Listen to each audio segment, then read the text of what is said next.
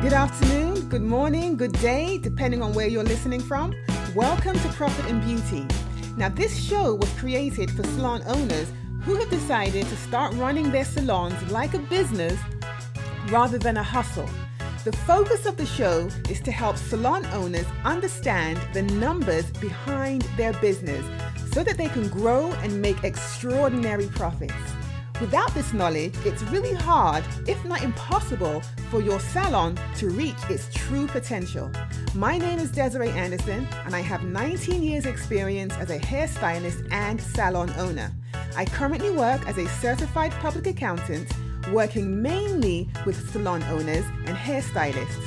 My background as a former stylist and salon owner gives me a much better understanding of what our industry professionals need and desire.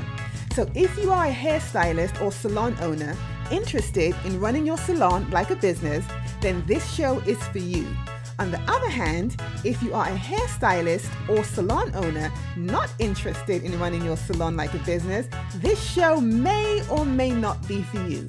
I just hope you keep listening, and maybe something you hear in one of the episodes will make you decide to turn your craft from a hustle into a business that you can scale and grow. So sit back and enjoy this week's episode. All right, so hi everyone, and welcome back to Profit and Beauty. On today's show, I have a very special guest from the world of beauty products. Now, I think it's a very important topic, if for no other reason than for the importance of diversifying your income streams.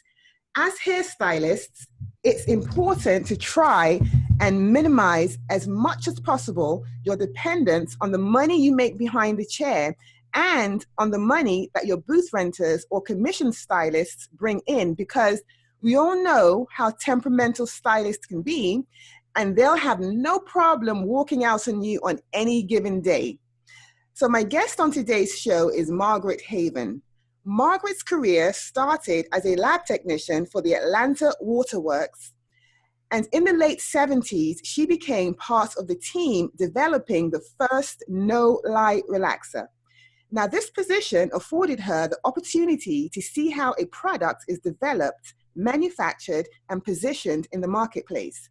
Today, Margaret serves as the founder and the CEO of the Haven Research Center, also called HRC for short. HRC is a research, development, training, and manufacturing company focusing on eco-friendly personal care and food products. Hi, Margaret. Hello. Hi. I would like to first of all start by thanking you for being a guest or agreeing to be a guest on today's show. And also, can you tell the audience anything about yourself that I left out? How long do we have? First of all, thank you for having me. It's a plus to speak to people in the industry who really want to do entrepreneurship in any division. I did many things, and it was before. Back in the day, we would call it job hopping, or couldn't keep a job or whatever. I did that for a purpose. I wanted to learn different aspects of the business because I knew I was going to go into business. I just didn't know which type of business I was going to go into. So I was honored to work with a group of people. Generally, it was scientists, non-scientists, just the whole group, gambit. In the laboratory, we produced a product similar to what they call the Jerry Curl. It was a thiol-based product. I remember those. You remember that? Yes. I had an opportunity to one company I worked with, and he said he was looking for a plant manager, and I started naming people, and he said, "Why not you?" And I'm like, "What? Wow!" You have to understand, this is in the mid '80s for a female to become a plant manager. That was one of the better jobs I had. It took me out of the lab per se and helped me to manage and maintain a manufacturing facility. Since that time, I've been the plant manager 2 other times. And again, I like that. I work with major companies to startup companies, develop product to quality control, which I hated, but God had a plan. When you work in quality control, you're working with every division. Okay, so therefore, I had insight to what they call now supply chain, finance, manufacturing, production, personnel. So it's a whole gamut of things. So I'm blessed. I'm blessed. Well, that's good. So let's jump right in. Now, Mm-hmm. at the top of the show, I mentioned the importance of income diversification as it relates to shoring up, multiple streams of income. So tell me and my audience, or rather, me and the audience, I shouldn't say my audience, I don't own them. So tell me and the audience what it actually takes to start a cosmetic business, because I've seen several stylists that I've worked with in the past start their own product line, and I always wondered how they did it. Okay, it's good that you're promoting starting your own business because you can only do but so much. You have to diversify yourself or spread yourself out or um, into other people and other product. The first thing is have a good concept. Now, or exactly what is it you're trying to do or want to do and who your target market. Because I said the first thing first is really your marketing. Who are you trying to reach? What problem or problems are you trying to solve? Then you go into the idea of how can I make it happen? And you could start, most people what they do, they kind of like kitchen chemistry, mix some things up in the chair or they notice something. But I tell you, take a notebook with you and note the product that you use and what you get out of it. That's going to be your backbone. That's going to be your research and development for giving you ideas of how to make a product. Now it's a long road. It's not easy, like starting up anything else. But if this is where your heart is and what you want to do, then you go for it. Okay, so since you mentioned that, when I used to be a stylist, the one thing, if I could produce one product, it would have been something to get rid of dandruff, because it was such a pervasive problem. A lot of customers that came in had dandruff, and they would go to the doctors, and the doctors would prescribe different shampoos for them, but nothing really actually works. And I don't know if it didn't work because we weren't really using it as often as we should, because normally if you have dandruff, what I noticed was a lot of the prescriptions would say you have to shampoo your hair, at least once or twice a week, and sometimes even every day for it to be effective. But most of our customers will come in once every 2 weeks. So it was impossible, to really solve that problem. So if I had a magic wand, it would be to be able to produce a product that I can use on my clients that will alleviate dandruff. And I know if I could do that, I could just sit back and just, collect the money that's going to come in, that's going to rain in from that particular idea, because it's such a huge problem when it comes to, especially with women in the Black community. It was such a big issue. So basically what you're saying is that, I guess my question was, how hard, what is it to start a product? And you're basically saying that the first thing you need to do is figure out the problem you're trying to solve and then go from there. Yeah, and generally, and I believe everybody's a scientist. Again, I was just talking to some young high school students recently, and I said, science is everywhere. That's how nerdy I am. That's how I feel about it. We do some type of form of scientist and not thinking about it. Because the first thing you say, you notice, okay, that's a scientific thing. So what is it? Every time they come in the chair, is it some foods that they had ate? Really what you're doing, you're gathering facts, or information rather, let's put this, information, and then you're going to turn them into facts. So you say if one product that you wanted to make and help relieve the dryness or the flakiness from the scalp, then you will look at it and you start doing research. You try to figure out what did they do before. Is it irritation from the ingredients? So that's why you take notes. And because dandruff or flakiness of the skin can come from many things. It could be hereditary, could be the products that they're using, could be hormonal. So it's a lot of information. Now they do have some ingredients that have been known to help, quote unquote, alleviate some of the product. And zinc pyridine and zinc armidine is one of them. And you see that in most of the shampoos that you see in the field today. They've used different type of ointments, but then again, that's what we do. We sit down and gather information that you have. And this is the first step the person should do. besides coming to me and say, this seems to be a problem, and this is what I observed, and then we go from there. Okay, so once they gather the information, let's assume that, okay, I've determined everything that I need to determine. In other words, I've figured out what the issue was. I've taken my notes. I've sort of determined why my client is suffering from, whether it be dry scalp or dry, whatever the case may be, flaky scalp, or their hair is dry. Do I then take that information and then bring it to a person like yourself, and then you look at it, and then based upon the fact finding, you come up with the different ingredients? Yeah. Basically, that's it. You bring it to the side. You try to bring as much information as possible, because if not, they're going to charge you for doing the research themselves. Okay, yeah. But you try to bring in as much information, and this is what you see, and then you say, well, this is what I want, and you give them a parameter. I want it to be this and to be that. Now, for example, someone did come to me recently and asked me to make an anti-itch. You got to use that term anti-itch because it's FDA, across the FDA barriers now. But you say that, and one of the things she said, well, I need a moisturizing shampoo after they put this shampoo in. You were removing the dandruff or the dryness. She said, but I need a moisturizing shampoo to lower the pH. But she said, but really, she told me this recently. She said, but really, your shampoo doesn't harden the hair. See, you could give it some direction, but a lot of things have changed. She's used to most of the shampoos when she used previously the anti-itch or the dandruff removal or whatever title she wants to give it, is that it hardened the hair. I said, no, but mine doesn't harden the hair. So you try to give some information as much as you can, but it doesn't mean that the outcome is going to be the same.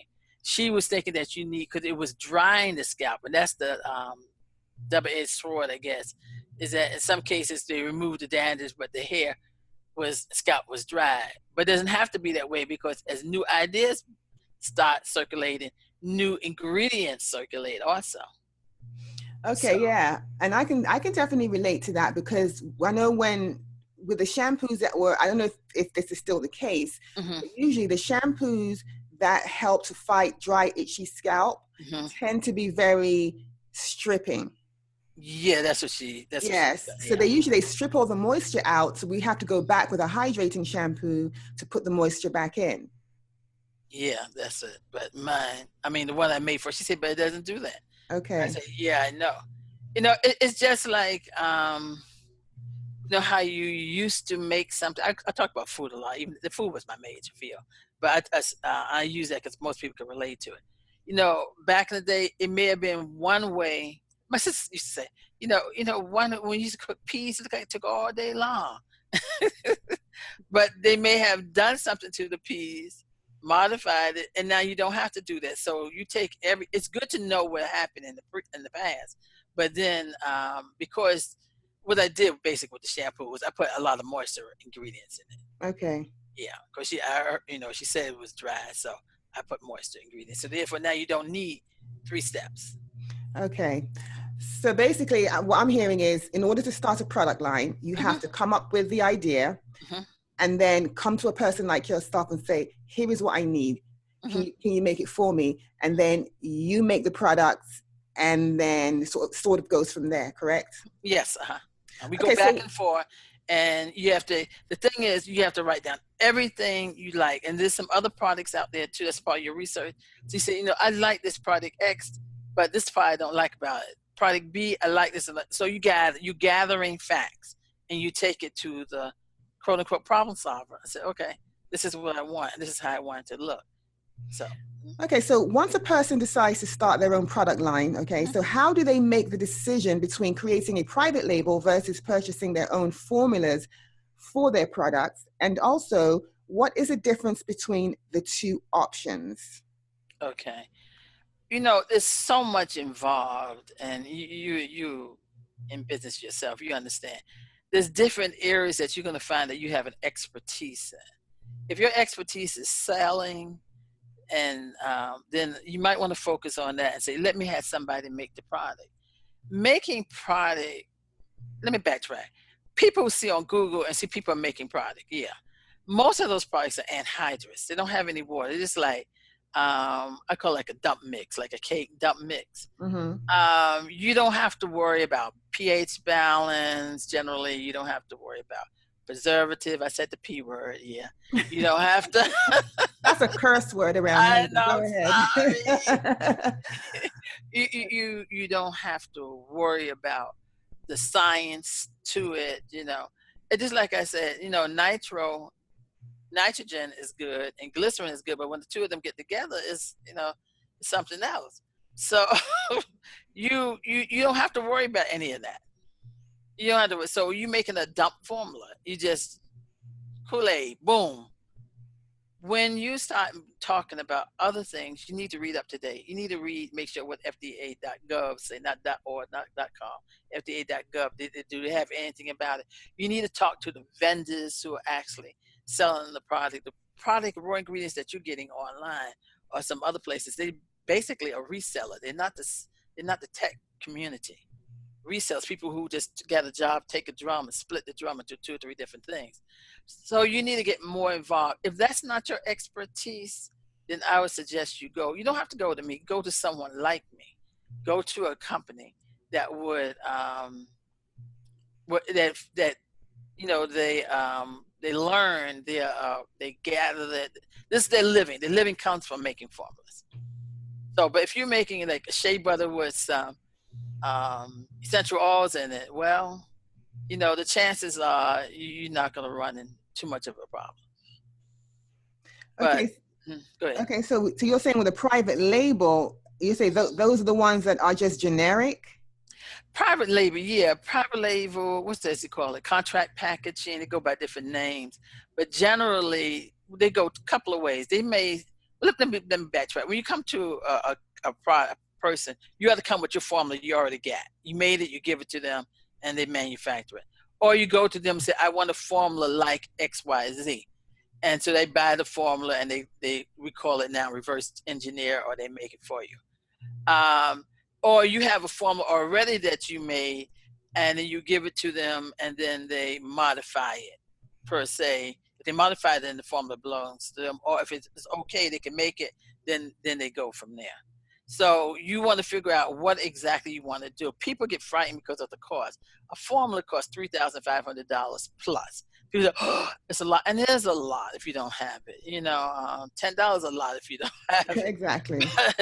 But what you try to do, you try to figure out a payment plan and you go from there. But your guarantee of them taking that away from you, there's a lot to just making a formula. You have to make sure your inline specifications are okay. They should give you more information.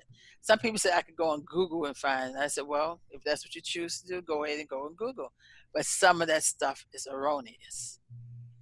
Okay. So go ahead. So you're saying with a formula, you can buy a formula, and the formula will cost you about $3,500 plus. Yeah, plus or more. So I'm assuming that this formula is for one specific product. Yes.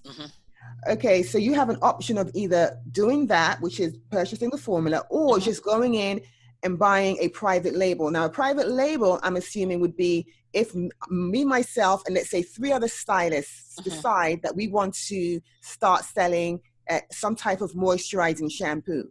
Well, we can all 4 of us can go to a particular private label industry and say, okay, we want shampoo. So they will just scoop the shampoo out of a huge barrel and put it into 4 different containers, and then each of us will label the 4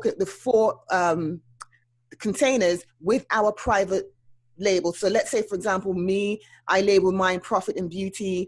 You label yours Haven Research.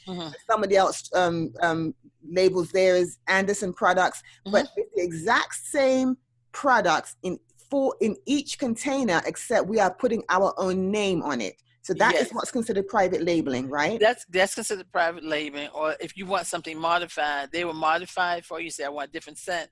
They're modified. They would charge you. But really, that's how most of your makeup. A lot of companies don't make makeup, and they start now in this century. But previously, a lot of your makeup, lipstick, powder, shades and stuff. They have private label. They may have different grades of private label. Like this lipstick you go to if you want to work in this price range, and then so and so. But then and you using them because you use some of the major manufacturing cosmetics already. You'd be surprised. In some places they call it coattail the run. I know in the food industry used to do that. We say we making let's say, well, I won't call the name of the company, but we were making alls, okay, and then okay, I get this all product, okay, then we're gonna coattail the run. We're gonna bring in another company. They're using the same product, we just that the name is different. I mean, it's nothing new. That's nothing new. Okay.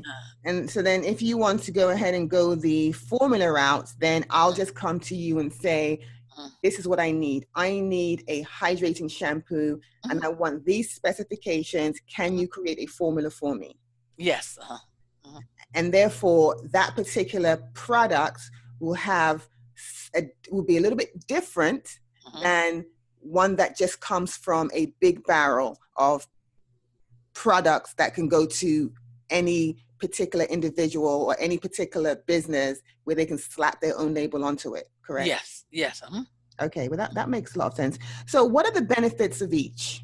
What are the pros and cons of private label and the pros and cons of doing it via your own private formula?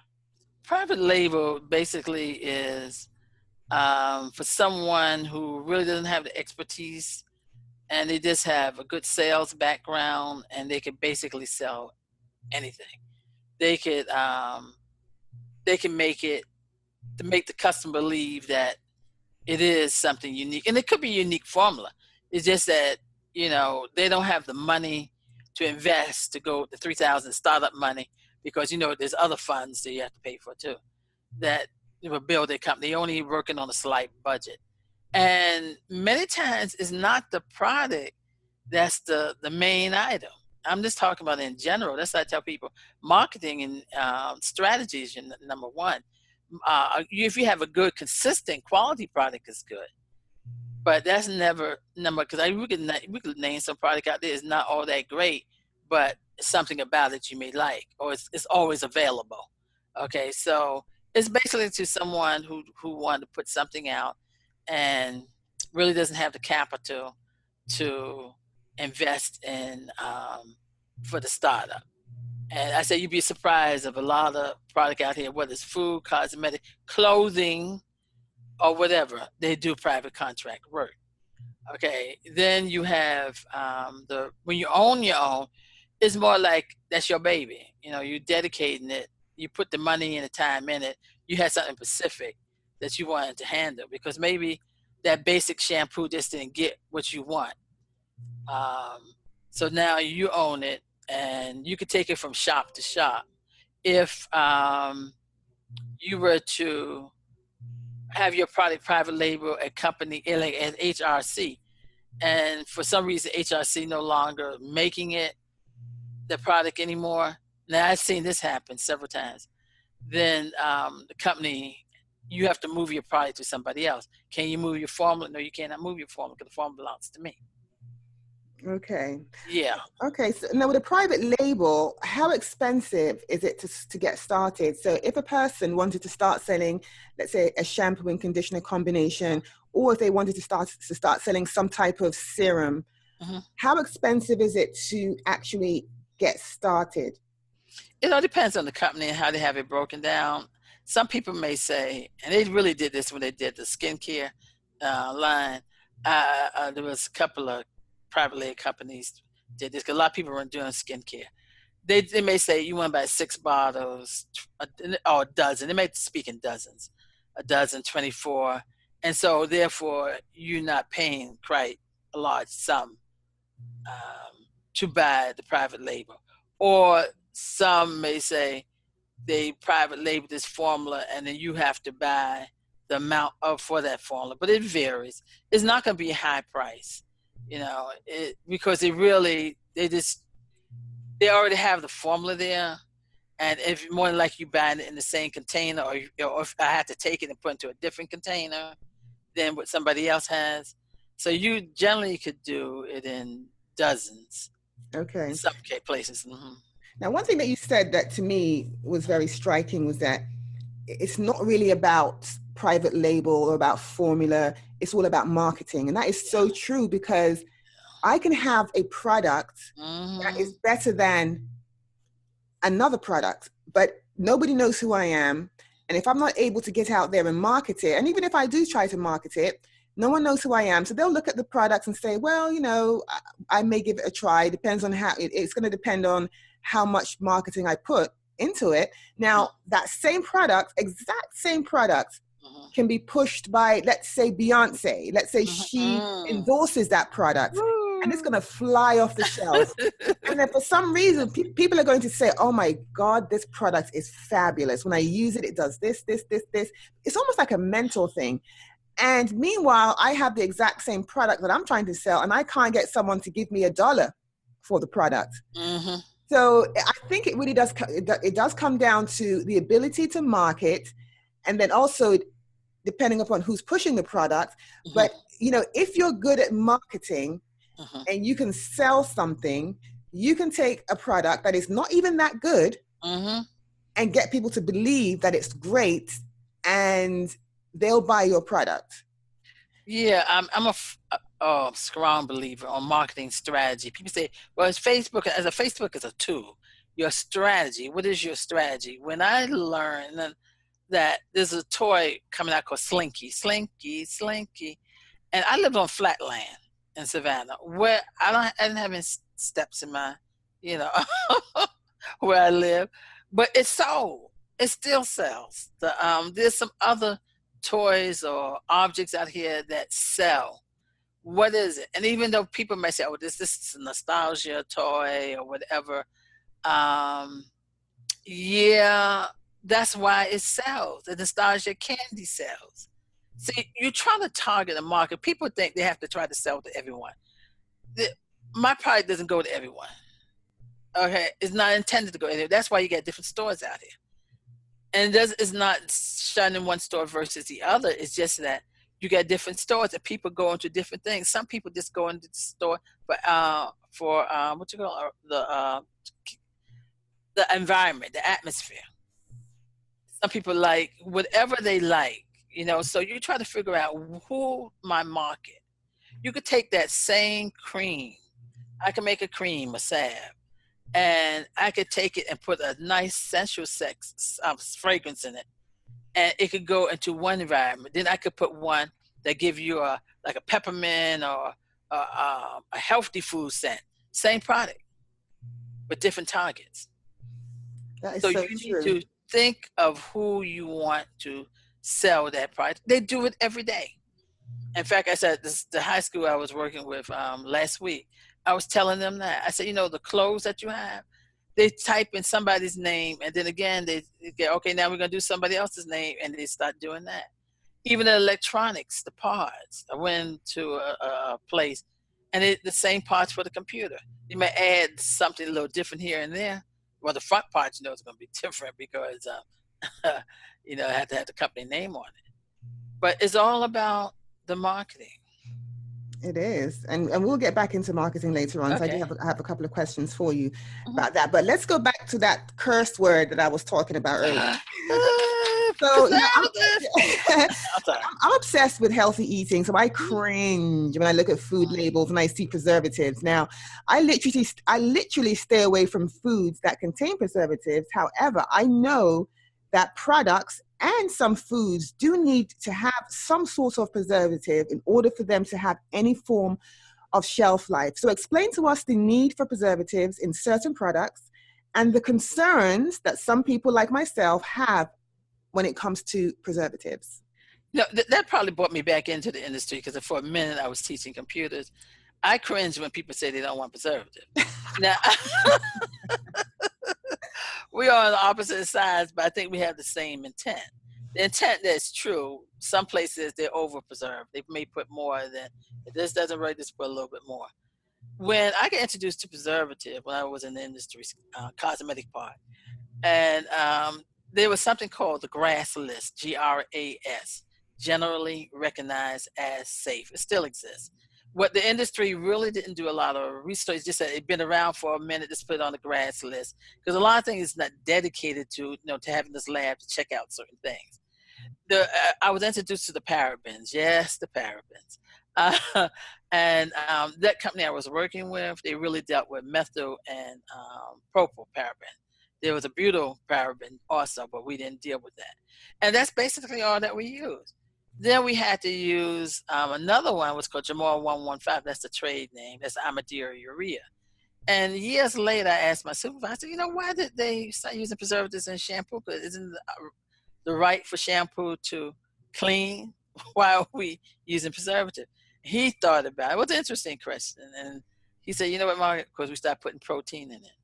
Do you understand that protein causes bacteria? Not causes bacteria. It's a good medium, let me put it. It's a good medium for bacteria to grow.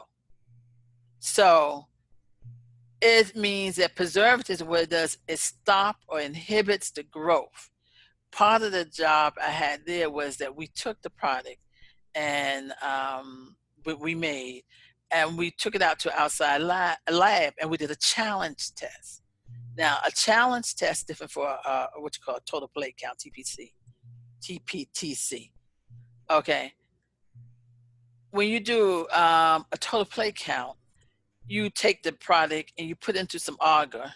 You probably did this in microbiology or science labs years ago. And you saw the bacteria grow. Bacteria will grow. When bacteria will grow, it'll take over. And we see them in diseases. We see them in markings. Okay, so we don't want that scarring or marking or disease or bacteria to grow. The challenge test was that you populate the product with bacteria. And there's 5 of them that the government really look after. E. coli is one of them. Yes, E. coli. So that's what preservative stops. It's supposed to stop the growth of E. coli. So you put these 5 bacteria in, Staphylococcus aureus is another one. You put the bacteria in, and hopefully on a chart, it's supposed to level off or die. It's not supposed to grow. So when we say we don't want a staph infection, that's what we're talking about. That's what bacteria would do for you. I mean, bactericide would do for you. It kills, CIDE. It kills any form of bacteria. So when I made product that people had to put their finger in constantly, I would increase my preservative. So it's a challenge. What do you want? You want bacteria or you don't? Or you're going to keep it in the refrigerator? Because the refrigerator helps keep the bacteria to some degree. But that's not true, because when you open up your refrigerator, how many moldy stuff have you taken out? A lot. Food, yeah. So and I guess you could say, yeah, she's really into this. So I'm talking to her now, I apologize. But I was saying we have to realize that, one thing about the movements have done, it made the scientific field become more cautious, because sometimes we get this, maybe say, okay, we just can't throw anything out. We got to really do some tests. We really have to make sure and monitor. And there's certain companies you can always buy some preservatives from, because they were known for making it, preservatives. But to not have it, that means that moldy stuff you've been throwing out in your refrigerator, you don't throw it out. I know cheese is mold. I can hear Mama right now. Yeah, I know Mama, cheese mold. But don't throw it out. Just eat it then. If that's what preservatives does. It stops the growth of bacteria. Some bacteria are harmful. A lot of it is, and some used for cheese making. And that's the reason why with foods that don't have preservatives, they don't last. Normally, because I eat a lot of foods, and I try to cook most of the stuff that I cook. Mm-hmm. I tend to try to, cook stuff that's from the earth. So I don't, mm-hmm. I try to avoid, foods that have preservatives. But one thing I do know is when I do cook something, mm-hmm. I have to literally eat it within a day or two. Yes. Otherwise, of course, it's going to go bad. So, so you have control for when it comes to the food aspects, because you just, like I said, just don't go over 2 days. Now, when it comes to products, on the other hand, we want our product to last. Mm-hmm. We need it to last Mm-hmm. over time. And, we're not going to put up, if we're in a salon, we're not putting our products in the refrigerator, especially if these are products on the shelf for sale, if they're retail products. So I know that for sure we need preservatives in our products. And what you're saying is, regardless of whether or not it's food or whether it's a product, you know, it's just a matter of using enough to accomplish what the goal is. Yeah, and then see the other thing too, like you pointed out, people they want it larger. Well, if you get larger, that means it's going to be more susceptible to growth because it's going to stay with you longer, and you're going to open it. So some packaging product I make, I put in small containers, so you won't have that issue. But if you get water in your product, water is a source for growth. Water, and people can say, well, I put it in the refrigerator, but that's why I point out stuff molds in the refrigerator. You just have to be careful. What the community did, though, it made the scientists, I feel, a little bit more sensitive to what the people wanted, and just don't throw stuff in there. Just make sure that what we put in that is accommodating, that you have less of a chance of a bacteria. Okay. And people say, well, vitamin E is not a preservative. It's an antioxidant. It may help preserve your product, but it takes away the oxygen from your bonds, your chemical bonds. And so it doesn't oxidize it. It's an antioxidant. So oxygen really reduces the shelf life of a product. Yeah. Okay. All right. So what type of ingredients do cosmetic products require? And what are some of the things that we should be aware of when ingredient shopping? It's just like I said, it's not an ingredient by itself that some people may... Let me backtrack. Everybody's allergic to something, I believe. That's my take. My grandmother was supposed to be allergic to strawberries, but you would never know because she would eat a lot of strawberries. But everybody's allergic to some form of fashion. Now, certain things, when they separate, is one thing, and certain things when they could combine. Like I said, nitrogen and glycerin, they separate. When they combine, they're nitroglycerin. So you just can't pull out an ingredient generally that would say that, hey, this is a bad product per se. Or then you got to look at the percentage and the uses, because somebody said, oh, they use sodium hydroxide just like they use in a well-known lotion. I said, yeah, but it's called a pH adjuster. Sodium hydroxide brings the acid up to another level. And that's what they use, and that's what they were using as a pH adjuster. So the same sodium hydroxide, we put on our hair. But the sodium hydroxide we put on our hair is used in a different fashion. So I hear people say, oh, that's a bad ingredient. And even they say glycerin, but I'm going to tell you one thing about glycerin, because the one time I was kind of like, not anti-glycerin, but kind of cautious of it. But then I noticed that, glycerin has a feel that the other ones just don't give. Like lanolin. Lanolin has a feel that, and it could be not only the ingredient, it could be the way that they extract the ingredient. And that's what Dr. Wilbur and I both agreed on that one. I think how they extract it versus the lanolin itself. So you can't just, can you say can't? You have to look at the product and say, well, if you have an issue with this, and then you could investigate it from there. But I wouldn't call that. I wouldn't, like people bad mouth. I've heard pros and cons on coconut oil. Then you need to be sure, is that what you got? You see, because there's adulteration in the industry. Industry is known for adulteration, meaning that you think that's really shea butter, but that's not really shea butter. That's a shea butter blend, or it look like something that look like shea butter. That's really the African mud river, yellow mud river. Yellow, okay. yeah. So what I'm hearing you say basically is that all ingredients have their purpose. So don't necessarily look at a particular ingredient and say, oh no, that's awful. It may have a purpose, And if you do decide to discard a particular ingredient, you understand why you're discarding it and if it makes sense. So is there any ingredients that you would say that we should stay away from, or not necessarily? No, personally, on some of the preservatives, the DMDM, hydronone, I'm not, no, I mean, I could deal with some of that. Was another preservative that I can't even think of the name. I don't like, because I know it changes the product. Not because it changes the product. It's just that you have a feeling on it. You got to really look at it and research it. Like I said, I heard people say coconut oil. They don't like coconut oil. But are you really getting coconut oil? And there's two types of coconut oil. And there's something called MCT. It looks like coconut oil. It's not really it. So I would say first of all, why did you come up and say you didn't like the product? Did you use the product? How did you analyze and say it was that particular ingredient? So there's some I favor more than other. Like I like lecithin. I always did like the phospholipids because I like what they could do. I've seen them work in the product. Certain things I try to stay away from, like DMDM, yeah, hydronone is a preservative. They use it, it's cheap. They use that all over. I stay away from, but you're gonna find, just like a cook, they're gonna have some preferences, what they like and what they don't like.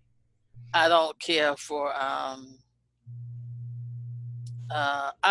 basically, put it this way, I basically was always into the natural environment long before, because that's the way I grew up in Savannah. My great aunt did herbs. So, but in the manufacturing arena, they don't want it. The manufacturer doesn't want the natural product, because natural products don't have a long shelf life. Exactly. Yes. And absolutely. you got to handle it to some degree with kid gloves, especially Shay. You got to know how to mix it, because if you chill it too fast, you chill it wrong, or you let it try to solidify wrong, what you're going to do, you may get crystallizations in it. So the manufacturer doesn't want to deal with that. Right. And whenever I see a product that says all natural, I tend to be a little hesitant, because just like you said, when something is truly all natural, the shelf life is very short. So I always wonder that when they say all natural, does that mean that there are some natural elements in the product, but they do have some preservatives to maintain or to at least extend the shelf life of that particular product? Well, a couple of things you said there. All natural, poison ivy is natural, poison oak is natural. So is lead, mercury, and arsenic. They're all natural. But we use, again, it's that marketing thing, good, bad, or ugly. It's that marketing thing that make people think that, oh, it's all natural, it must be okay. And some industries, you might want to use some of them for some certain purposes, but not in the industry that I won't choose to use any of those. Natural ingredients are harder to maintain the shelf life. You shouldn't have any natural oils. Some don't have longer shelf life than others, but you shouldn't have natural products that you just use a little bit of and then you'll come back 10 years from now. I'm not exaggerating, but you have to be careful. And I said natural things, you can become allergic to it. Okay. So it all depends on, it's just like asking about what about children in general, and you make a blank statement. It really is about the individual person. It's all the individual ingredient and how is it being used. Okay. Yeah. All right. So we've decided to start a product line or label. We've figured out how we want the products to be produced. Our manufacturer has successfully produced the products. With all that being done, now how do we choose the right packaging for our new product line? How do we brand our new line? And most important, as we discussed earlier, how do we market our products? Because without adequate marketing, nobody will know we exist. Now, we touched on this a little earlier, but let's expand on it a little bit more when it comes to branding, when it comes to packaging, and when it comes to marketing. Yeah, and these are my pet peeves right there. When you think about how product was developed previously, they had marketing, we just didn't call it that. For example, I'm going with that natural hair. And when the Afro came out, you know, the males created the Afro sheens and stuff because when they're Afro, the longness of the hair, they weren't used to the combing. And this is what I believe. This is my belief on the strongly belief. And so they wanted something to help soften it. We were used to having natural hair because we had our hair in plaits from day one. And so they started making product and they found that glycerin helped soften the particular item. And so they ran with that. Today, we need to do more marketing. We need to do in-depth marketing. We need to figure out exactly what we're trying to accomplish because that sets the parameter for your packaging. Going back to, and your sales, it sets everything. Most of, I'll say a larger percent should be focused on the marketing. And people use that word, they say marketing. Yeah, but what does that mean? Marketing strategy. What I mean by that, the same thing. Remember we talked about that salve. Okay, I got a salve here. I got shea butter and some other stuff in it. I got a base product. Okay, if we say that we're going to take this base product and what we're going to do, we got 2 or 3 markets. We could take it and put something sweet and sensuous in there and we're going to sell it maybe in the stores like Sephora, what have you. We're going to choose based on if it's going in Sephora. Now we know what type of packaging we're going to get. Okay? We're going to know how it's going to look. Now we say we'll take the same salve, same base, and we're going to take it and we're going to sell it in the health food market. And it's going to be aimed towards the outdoorsman or woman. Okay, so we going to bring in the scents. What scents do you think we ought to use? Should it be the designer scents? No. More than likely, it's going to be what? Your essential oils, your cedarwood, your woodsy fragrance. Then maybe a floral, and we can put it in. Now, what type of container are we going to do? Because there's different containers out here. There's links you could go to and say, okay, if we're going to sell it there, it's going to be a rugged type thing, outdoor stuff. Maybe we need to put it into a tin can. While the Sephora one is an upscale Macy's, Sephora, that type of thing. Then it would have maybe your acrylic type jar, real crystal looking, and the fonts and but all that is decided at the beginning. The marketing strategy should be the plan, and everything. And then once they turn it loose, then it will flow. I shared this information with a gentleman. He was getting into the market. He had business knowledge, but he didn't understand the marketing. I took him to 3 stores. The first store was your regular beauty and barber supply chain, one of the larger ones. I can't think of the name, but there's several of them out here. I told us, look at the packaging here. Look at what's here. Then I took him to Ultra. Ultra is your upscale, but it's kind of middle. He looked there. Then I took him to Sephora. And nothing in Sephora was less than $10. Okay. Now, I'm not saying it's the same product, but it can be. You just change the packaging. It's just like some cars, I'm told, they have the same engine, but on the front, one's a more exclusive car than the other. So that's where that planning comes from. And you have to get in there and you have to really deeply plan. Our previous product was already planned because people knew what we want. When Margaret de la Guardia came up with the No Lie Relax, I was part of the team that worked with him on that. He already knew because he heard the complaints from the people saying, we want a relaxer. We don't want a sodium hydroxide relaxer. We want, so he took that. So you hear, that was the marketing strategy. When the sodium hydroxide relaxers, which came out first, people want relaxers, but they didn't want to burn their hair because they were just putting sodium hydroxide blend up on top of their hair without really mixing a consistent, a consistent base. And that was it. So that's where I put the whole marketing and how to sell it and how much it should cost. Because when they came to us with a product that they want us to develop, they came to us with that. Margaret, I want you to make this knockoff, or I want you to make a product. Not Margaret, just anyone. I want you to make a product, but it has to cost, the formula has to cost it for 8 ounce.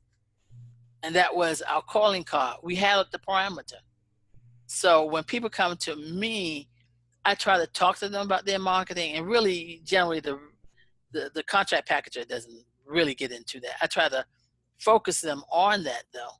But we say, because see, I worked with someone and they wanted a product. I made the product, but then they were going to sell for $5, but they were going to put it in a shiny um, silver cap. A shiny silver cap costs a dollar and something itself at the volume he's going to get. So you're not going to make any profit. You want the person to make some form of profit.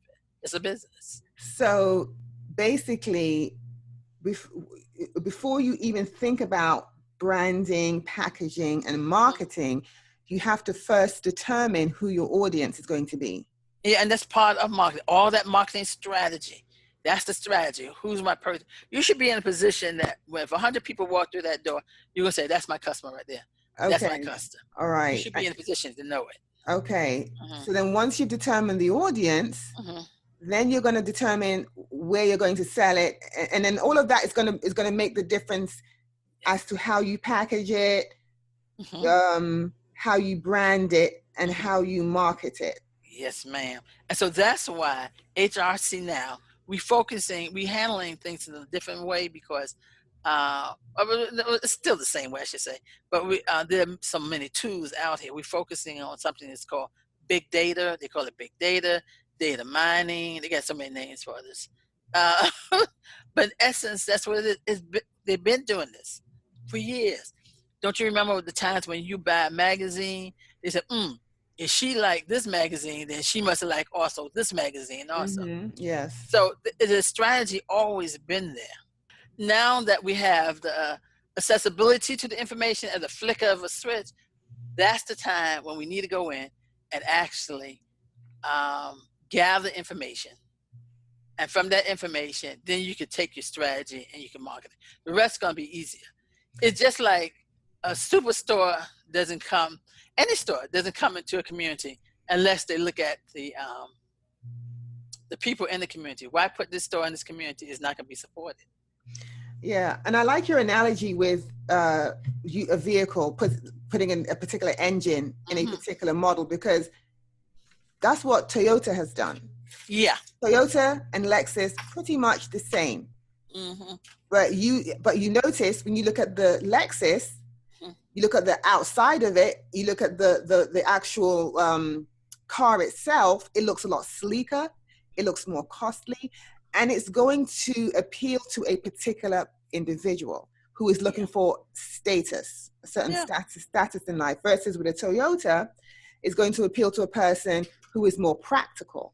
Yeah. Exact same engine in the vehicle, but the price is different. Yeah. And even sometimes where you go purchase the vehicle, the dealership, if they are selling nothing but Lexus vehicles, you'll notice when you walk into the place, the customer service is going to be different. Yes. The furnishing is going to be different. Everything is going to be more upscale, versus with the Toyota dealership where they're just selling Toyotas and not the Lexuses, if that's a word. I don't know, but I'm going to say that anyway. Not the Lexuses. Then, the customer service is going to be a little bit more, down to earth and not so bougie, so to speak. Yeah, because someone had a fashionable bougie car. And when she drove in and they came to meet her at the, have a seat, get some coffee. I mean, come on. I'm used to park your car over there and sit down. Exactly right. So I guess that's the same concept with the product. So you can sell the exact same product in a Safari store, and the packaging is going to be like, wow, this is some wonderful packaging, and then sell that exact same product in, let's say, Walmart or Target. The packaging is not going to be as fabulous because your Walmart client is coming for the best value price. Yeah. Your Safari clients is coming for the prestige of saying, oh, I bought this from Safari. Oh, the packaging is beautiful. Your Walmart client couldn't care less about packaging. It's like, oh, well, does it cost, is it in my budget, and is it going to do the job? Yeah, and see, that's one of the things I think we need to remember when we design the product, because it's not for you. You're not the customer. You're making the product, but you made this because of some other people, what they wanted. While I was teaching at one of the colleges, And I had this class, and I described to them about clothing, how it came about. There were certain patent companies, McCall, Vogue, Butterick, Simplicity. The name Simplicity already tell you what they do. They take the pattern and they make it simple. Vogue was really designed, instead of a straight jacket, a straight seam, it had curves in it. Instead of having 5 pieces, it may have had 15 pieces, okay, because it's more tailored. And that's how I went. But they told me, they said, yeah, but we're still going to buy a product because of the name. So you could play on that too. And some Right. people do. That, again, is a marketing strategy. I want to make my product, some people make their product look similar to, you see this in the food store. If this is a well-known orange juice or cream or whatever product, there's another one, they copy the look, and you're not looking because you're trying to manage your children, or you're trying to just get off of work, or whatever the case may be. You pick one, you pick this one, it's, oh, it's on sale, boom, put it in here, and your cart keep on going. You know what? How different can you get with oatmeal? You know, I'm not trying to be funny. How different can you get with certain things? Grits, all right. Certain things are classified A and B, like meat, and it's really, the meat may have more bruises on it. It may be a B classification. It's different criteria, but certain things, like how they, but people just like the idea that you coming out of the store, like you said, with that Sephora bag. Mm-hmm. Oh wow, Yeah. yeah, It's all a mental game. It's yeah. a mental game. It's beautiful to me. It's beautiful to me. Yeah, because Yeah. again, you are targeting. They may buy. You may get 10 people to buy something, but you may get 100 people to buy some on the lower end. So you breaking even, maybe. I don't know. It all depends. That's where the beauty of the strategy. That's why now I'm excited that we're moving into that part, is taking information and digesting it, and see how we can utilize it. So hit the markets that are in need of a particular item. Okay. Mhm. Okay, Margaret, well, I'd like to thank you for Yes, agreeing to be a ma'am. guest on today's show. I had a great time speaking with you and I learned a lot, and I'm sure the audience did as well. So, can you share your contact information with the audience in case somebody would like to contact you? And also share with us some of the events or projects that you have in the works. Okay, you could go to havenresearchcenter.com, and on that we have a contact page. It has the telephone number or the form. We started having people to do the form to fill out exactly what it is you want. If you want me to work, come into a school, that's under the educational area. If you want to go into contacts, if you want a formula, or you just want a consultation. Consultant work is $100 an hour, and we sit back and we talk. And generally, I ask you to write down everything you want me to answer, and I'll help and direct you. Then you come up and say, you know what, I want to further this discussion. I want to go ahead and make a formula. Then we go to the next form, and then you write down everything you want in that particular formula. Do as much research as you can, and then we make an arrangement how you can pay. Or you might say, you know what, that was good information that you talk on the consultant. I think I want to wait and on it, sit on, because I didn't know it involved this much. Because when people look, they see other people just, oh wow, yeah, it looks like they're really doing something. So my telephone number is 678-337-8628. Haven Research Center at Gmail. You could, you could contact me there. But and I do little small bites. Small bites is a series of just information that you could come online. I think it's like $10, and if you want to know something about something, they get you started. Because yes, you can make money in here. I've worked on projects that made people $1 million. To put them into business, either plans, because it's not just the product itself, it's the procedures, quality. You can have quality throughout.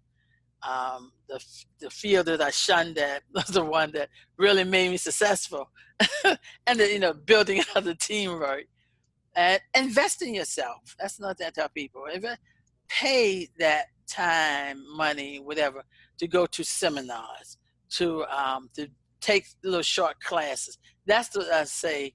What's going on now that we didn't have back then you had to kind of search out classes, but now they're online. Some of the projects I'm working on now, basic, a lot of people like stuff with shea. I'm a shea technician. I educate them on selecting the right type of shea. I just do that in general. But I've made product with shea or natural based items. I told you about the anti-itch product. Some other products. You can't make claims on products. I don't push the claim making. Some people might take it and say you could do this and do that. But generally, I made most active ingredients product. When I say active ingredient, I'm talking about relaxes or thiols. That's going to take a little bit more because you have to pay for for a cosmetologist to test. And I really don't recommend that to anyone if they're starting out. Mm-hmm. You go to somebody who's already making relaxes and go to them, and if they private label a relaxer for you. The maintenance item is not an issue because, and make sure that they're good with what they say. Relaxing. I show them how to, if they're already in business and they say, yeah, I just want to step up my facility and I want to know if this is the right equipment, I can show you how to do that. Improve your production rate. Because I asked one girl, I said, well, what's your rate? She said, 100 bottles a day. I said, oh, we need it. I said, we could talk. I can increase that tenfold or more. But help you buy the right equipment. They sell equipment out there, but you want to make sure it's the right one. Great. Okay, well, thanks again, Margaret. I really appreciate you doing this interview with me. And I would like to thank everyone for listening to today's show, and I hope to catch you all next time. Have a great day, everyone. All right. Thank you.